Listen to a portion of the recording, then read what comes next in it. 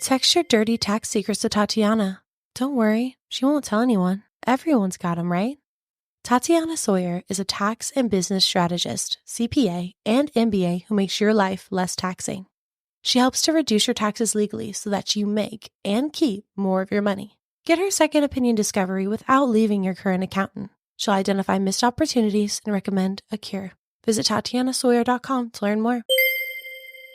Welcome back, besties. If you haven't listened to last week's episode, go do that now. Then come back and take a listen to this one. It's with Ryan Pink, and it is part 2. Hi, I'm Kasey, and right here beside me is Kelsey. We are licensed professional counselors, mothers, entrepreneurs, and besties.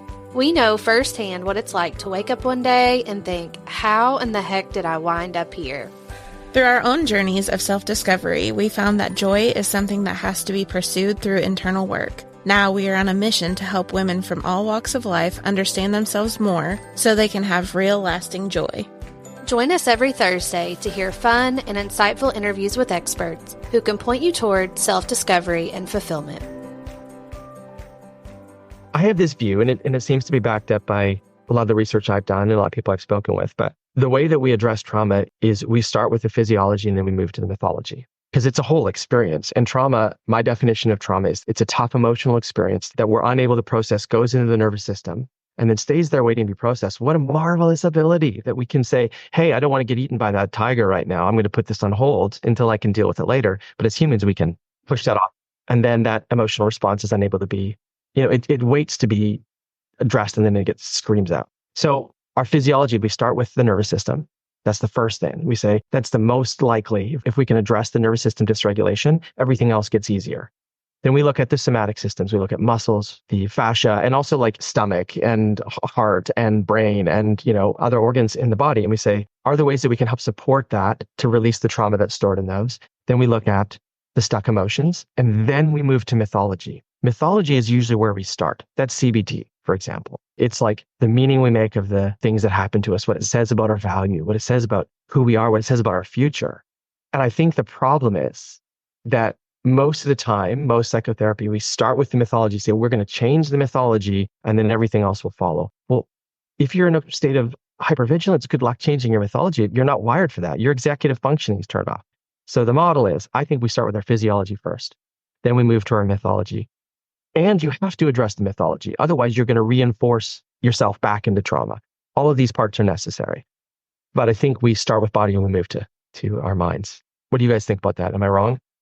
No, you're not wrong. I like you. So ever since I was in grad school, I don't appreciate CBT. I think that there's a time and a place for it, but I think it's often a go-to right off the bat.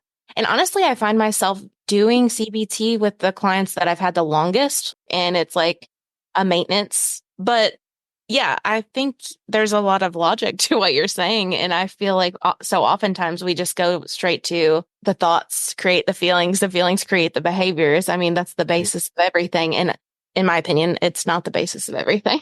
Right. I mean, it's essential to change your thoughts, right? But it's hard to do if you're not. Sometimes it requires a lot of effort to move that. Yeah. And it feels like skipping steps. I mean, I've kind of watched it play out in therapy and stuff. And obviously that's what they teach you the most. But I felt like there was always something missing. Like we weren't, as a therapist, you can kind of see different components. It brings me back to a conversation we had with Diana, who is a psychoanalyst. And when we were talking to her, she was telling us a little bit about her approach and how she handles clients and, just like what that looks like. So I've never been to a psychoanalyst. There's not many of them in Kentucky. That's not really a thing around here. But she was like, we don't even go to the feelings right away because most of the time people don't have the words. They don't even have the words to describe their feelings or their thoughts in a lot of ways. It's just not, it doesn't exist. She said, it's almost like they're toddlers. Yeah. They're toddlers and all they know is their body. All they know is what's going on in their body. And you think about how you're having to build the language around what's really going on inside of you. And she said, sometimes that takes years.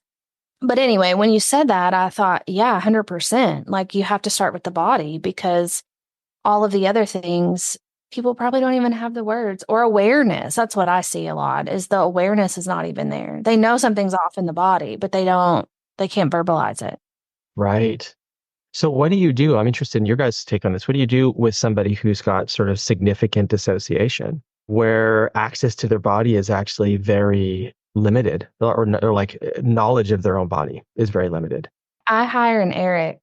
Eric was a therapist that worked here for a long time, and he specialized in dissociation. And people came from all over to see him. And I honestly, I don't know how he handled that. Do you? I do not.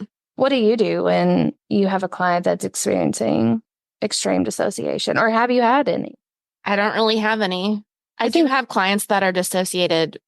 Before I was in grad school, I observed a client that was dissociating. And honestly, it was very evident. Yeah. But I'm curious, because I know that we have therapists in the past that we sent through training programs, like to get certified in EMDR. Yeah. And their trainer came back to me and said, hey, I cannot teach this person because they dissociated the entire time. So, I know that therapists, even in particular, if you're a therapist and you're not aware that you are dissociating like for hours at a time, I just think that there's a ton of awareness. So what is, I just want to preface this by saying I do have clients that dissociate, but it's normally like fleeting or. Yeah. Like for instance, when I do EMDR, they're activated and I can see it. So from that point, it's like trying to get them in touch with their body, but not like so bad that I can't go to that realm. Mm-hmm. And dissociation is normal. Like, we all do it. Like, daydreaming is a form of dissociation. Like, it's not like it's a broken thing. It's just like when you get really in deep and unable to get out and unable to be called out. Mm-hmm. Hey, it looks like you're not connected. Let's get grounded. It's like these kind of grounding techniques, this sort of awareness of your body. Like, that'll work for most people. The extreme dissociation is a different beast. What is your experience with that? Now I want to know. Well, I have experience as the person with extreme dissociation. So one of the things that I was diagnosed with, again, I think diagnosis is, well, I already said it. I think we call things disorders that are just extreme levels of normal human functioning. But I was diagnosed with dissociative identity disorder. Multiple personality disorder used to be called back in the day. In the movies, it's probably still called that. I would go through massive periods of time where I'd remember nothing. And so even the kinds of therapy that are supposed to be useful for that were actually too much for me. The distance between being in my body and being outside of my body was like a tiny little thing would push me outside of my body. Most people, they wouldn't even think about it. In terms of therapies, like somatic experiencing was very helpful, but it has to be like with people with extreme dissociation, it has to be really, really gentle. Like, the therapist would say to me, okay, so, what are you feeling in your body? And I was like, I didn't even understand the question. What are you talking about? You feel things in your body? Like, and she would be like, well, tell me about what you're feeling in your hand.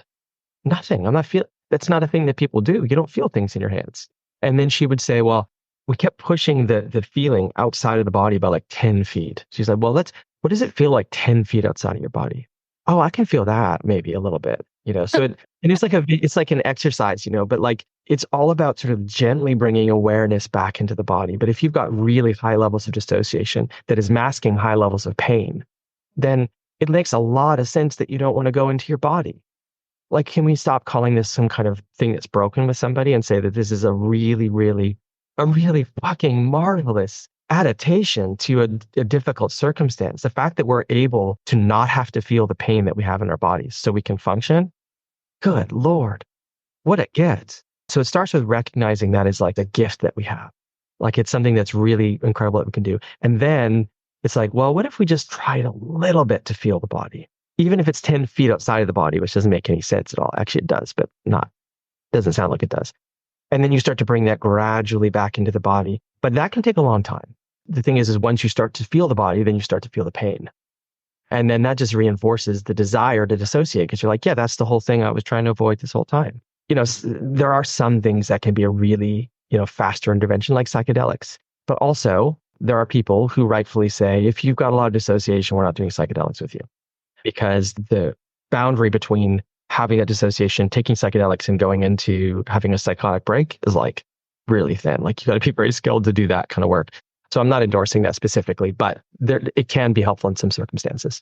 I was kind of giggling when you were talking because I had that exact same conversation with my therapist when I started therapy. Like, what are you feeling in your body? What do you mean, what do I feel in my body? I don't feel in my body. I think literally I dissociated for about 10 years of my life, in and out. Because again, there's lapses that I have no memory of, no body awareness whatsoever, extreme chronic pain. Like, I'm sure that was what was going on. And I can recognize it now because I don't feel that way now.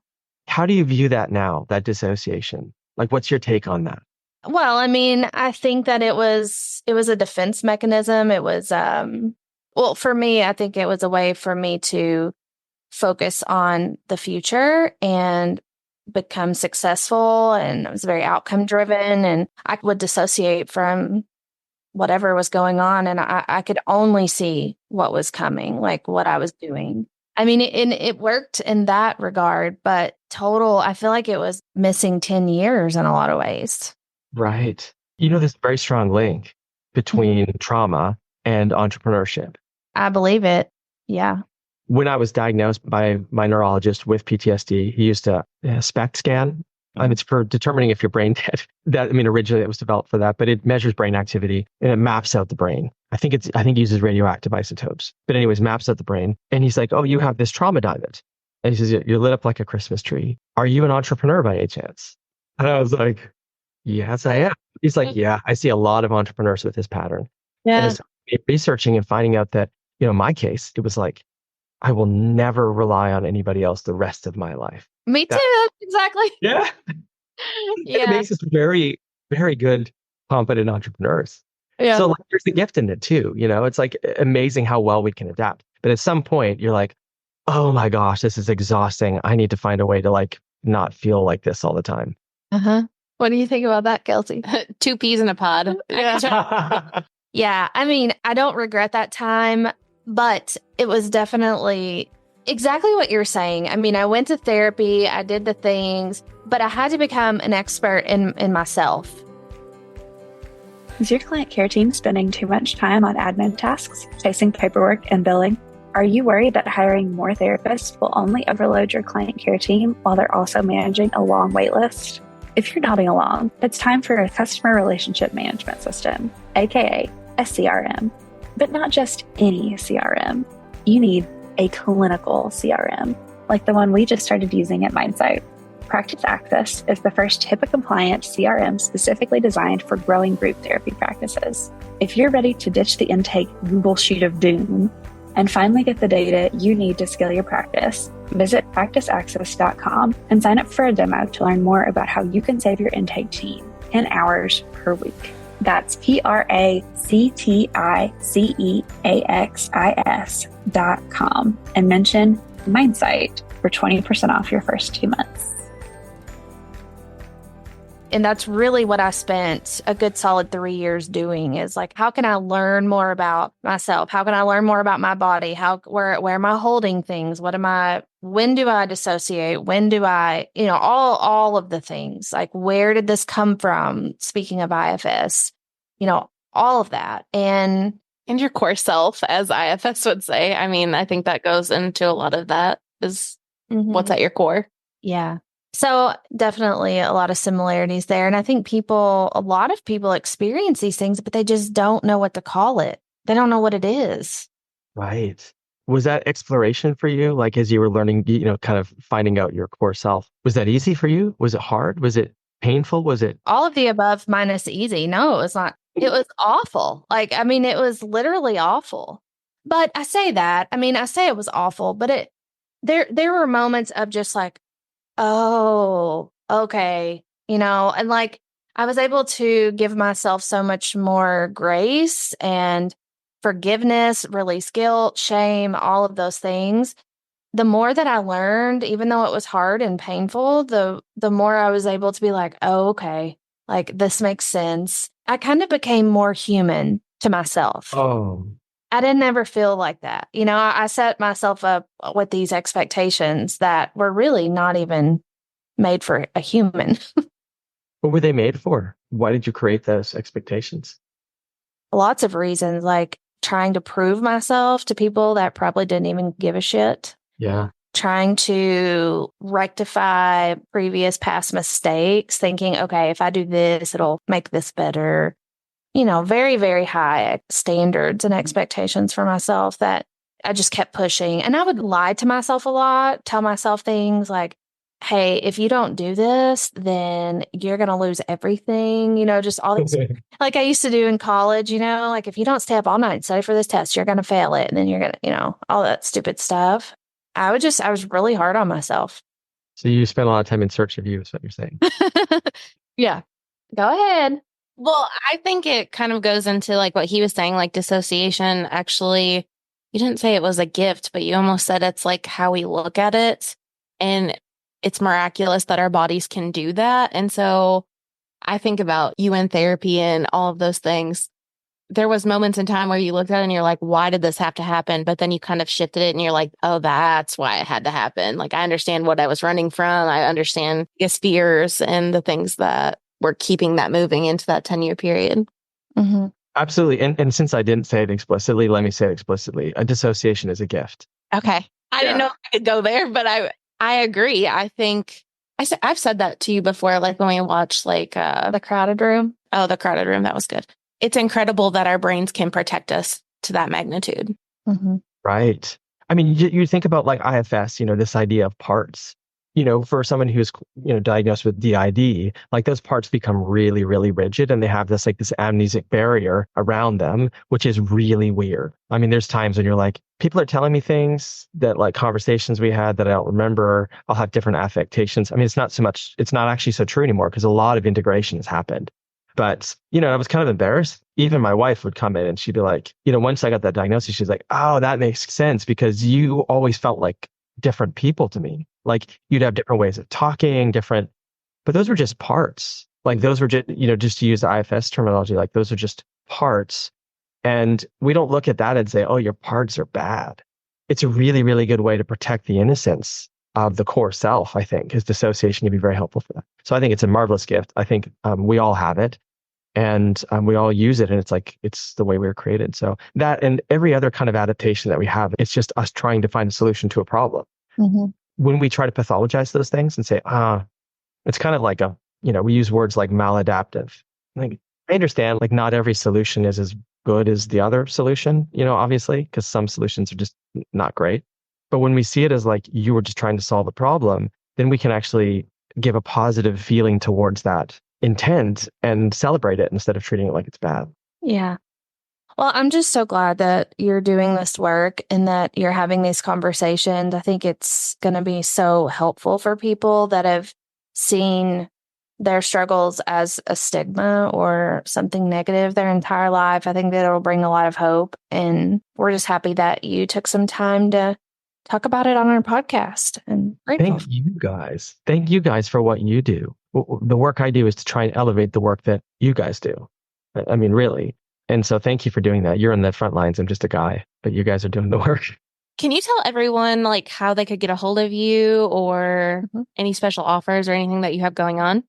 Sure. So they can go to my personal website, ryanpaint.com. Has my podcast and speaking and all sorts of stuff, writing and stuff on there. They can go to the website for the company I run, which is HopeGuide.com, HopeGuide.com. If they're interested in the personal trauma healing plan, they can go to the site and look that up, and they can do that with us there. Awesome. Love it. Thank you, ladies. Wow. This was great. Thank you so much. And we look forward to hearing more about what you're doing and how this is progressing. And please keep us in the loop and let us know if we can help you in any way. We're happy to do that. All right. Later, besties. All right. Bye, guys. If you're enjoying our podcast and would like to hear more from us, leave us a review wherever you get your podcasts so we can keep making great content. Talk to you later, besties.